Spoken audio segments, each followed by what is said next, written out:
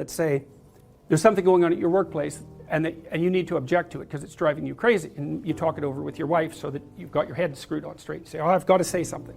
And you go there and you say something, and you're stumbling and awkward and all of that, but you watch the response, and maybe you get what you're aiming at, maybe you don't, but you've learned a bunch. You've learned, well, I'm not as coherent as I could be, I'm not as good at putting my arguments together, my boss is more of a son of a bitch than he thought he was, this is a worse problem than I knew about.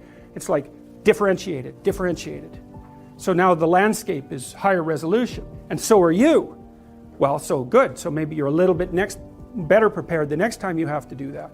And so the issue here, to some degree, is don't lose an opportunity to grapple with something that objects to you, especially when the objection is rather small.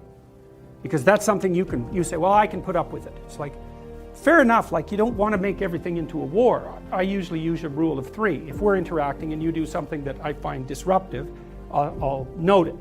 It's like, potential dragon, gone. And I leave it be.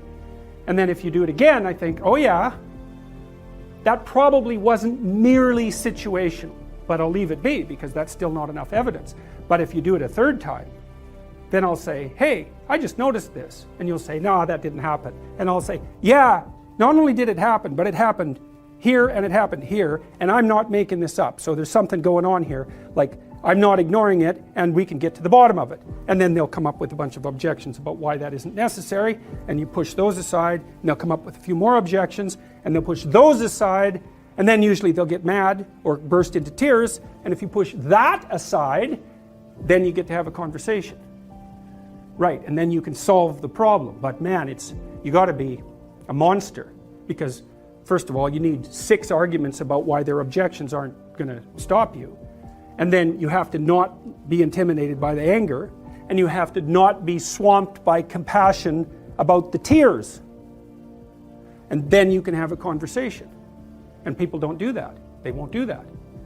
And so they don't solve the problems. And so then the problems accrue. Right? And if they accrue over 15 years of a relationship, then they end up fat, ugly, and in divorce court. Let's say that you've been in a long-term relationship and it collapses. Let's say you had a tendency towards alcoholism. You weren't so great with regards to your drug use. You're not that conscientious. And you had like 4 or 5 kind of low-rent affairs. And you know it. Your marriage collapses. Bang. Well, who do you first meet when you fall into chaos? You meet King of the Monsters. And he's you. It's like, why did my marriage fall apart? What did I do wrong? Bang, bang, bang, bang, bang. I did all these things wrong. Why? Because that thing inhabits me. What is it? Well, that's the most horrifying question, right? Well, that's why. So down there in the archetypal space, all these things lurk. The hero and the adversary. Well, you've just met the adversary, right? Well, maybe you were a tyrant. That's certainly possible. Maybe everything around you was chaotic. So what do you encounter when things fall apart? You encounter the adversary, you encounter the tyrant, you encounter the catastrophe of nature, and you encounter the dragon of the chaos. And they're all intermingled. You have to sort that out. That's what happens to Ellis when she goes down the rabbit hole, right? She meets the Red Queen. The Red Queen is always running around. Off with their heads, off with their heads. And she says, in my kingdom, you have to run as fast as you can just to stay in the same place. Right? Down the rabbit hole, you meet the archetypes. If you're in a workplace and pathological things are happening, this is easy. I can tell you how you know if pathological things are happening at your workplace or they're happening with you. One of the two, but you can straighten that out. If you're being required to do things that make you weak and ashamed, then stop. Don't do them. Like one of the things I learned from Solzhenitsyn and Frankl was that systems go terribly out of control when people don't stop them when they're going mildly out of control. You know, and you might say, I should just keep my goddamn head down and shut up. It's like, maybe you should. Like, that's not bad advice.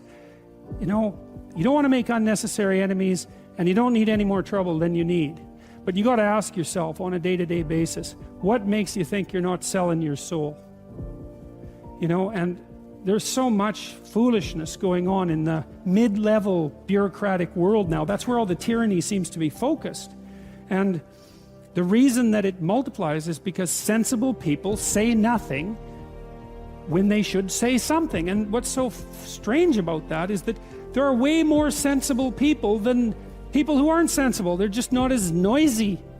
So what you'll turn out if, like, you know, so let's say something's bugging the hell out of you at work. Well, then you have to prepare to find another job. That's the first thing you have to do. I don't think that you should find another job, but you should prepare to find another job. And if possible, you should prepare to find a better job. Because if you can't tell someone to go to hell, then you can't negotiate with them. And if they've got you over a barrel, then you can't say anything. So you gotta set yourself up so you've got some mobility. And actually, that's a really good principle in your life, period. You should set yourself up so that you have a lateral move at hand. And then you should find out, well, are there things at work that are disturbing my soul? You know, and you find that out. First of all, you ask yourself, okay, I'm disturbed at work. Okay, I'm probably weak and deceitful and useless and lazy. You might as well start with that. And then you talk to some people, like your wife, your friends, your co-workers, and find out, are you stupid, deceitful, and lazy? Or is there something not so good going on at work? And maybe you should say something about it before the whole goddamn thing collapses, because that can happen. It can happen in companies a lot faster than people ever think. You know, and you may find that, well, first of all, you may find if you say something, well, first of all, that's an adventure, that's for sure. That's a bloody adventure. And you have to do it carefully. And you have to be prepared for it. But it might be the best thing that ever happened to you. And the other thing is, if you're careful about it, you get your words right. Like, and this is strategic battle, right? It's not something you wander into carelessly. Then you may find that there's lots of people who feel exactly the same way you do, and that you've actually cottoned on to something. You're a canary in a coal mine, and not just some like psychopathic mouthpiece. So you got to ask yourself when you go and do what you do, like, is this making you stronger? Is this making you weaker? And if it's making you weaker, then you got to ask yourself, do you really want to be weaker? Because the weaker you get, the more you're tyrannized. And then worse than that, like, the weaker you get, the more bitter you get. And the more you'll work towards terrible things, the more you'll snap at your wife, the more you'll kick your kids, you know, like...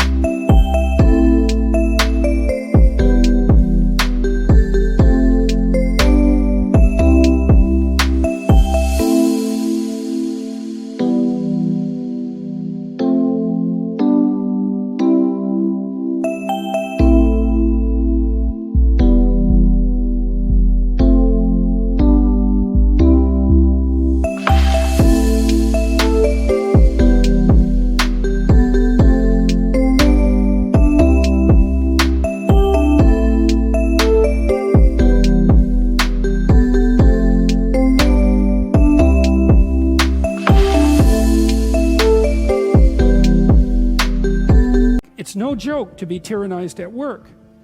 And so I would say you have an ethical responsibility as a citizen to forthrightly confront creeping tyranny no matter where it occurs. If you're aimed at the good, which is a question you really got to ask yourself, you know, if you're genuinely aimed at the good, then take heart, because you're a lot stronger than you think.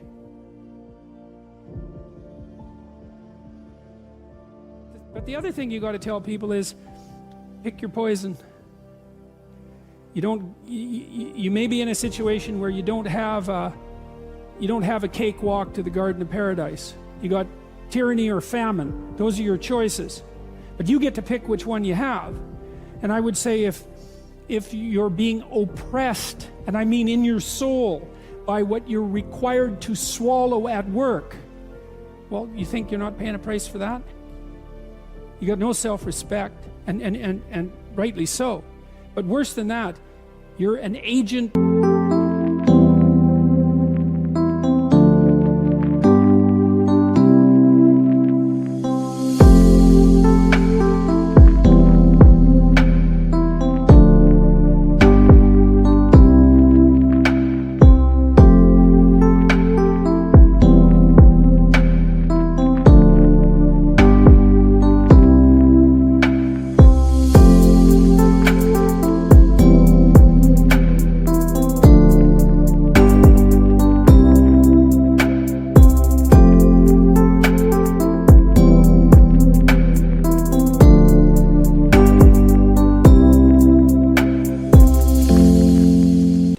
own destruction.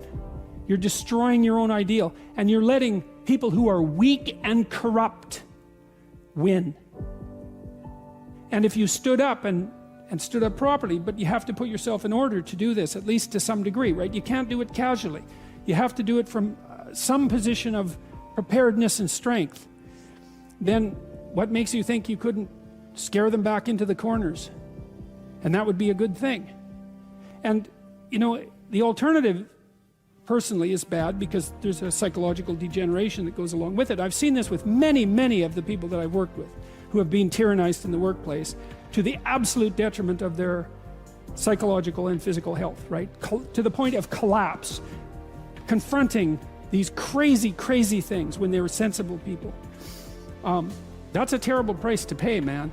Like, it's a bad price. And then, if the foolishness isn't dealt with at the local level, when it's still relatively trivial, then it will multiply.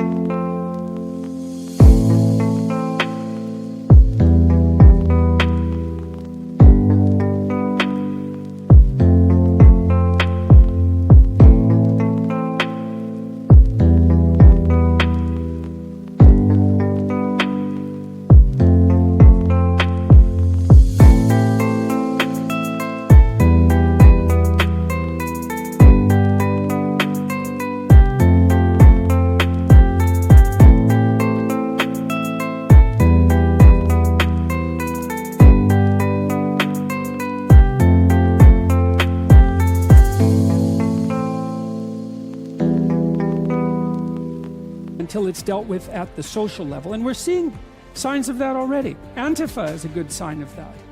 You know, and problems that aren't solved multiply, and soon people fight.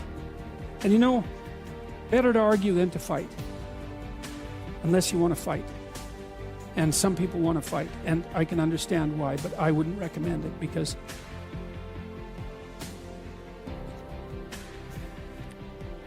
that doesn't lead good places. It really doesn't lead good places. So I'd say you have a duty. Maybe that's why you stand up. It's because you have a goddamn duty to stand up and just say what you have to say.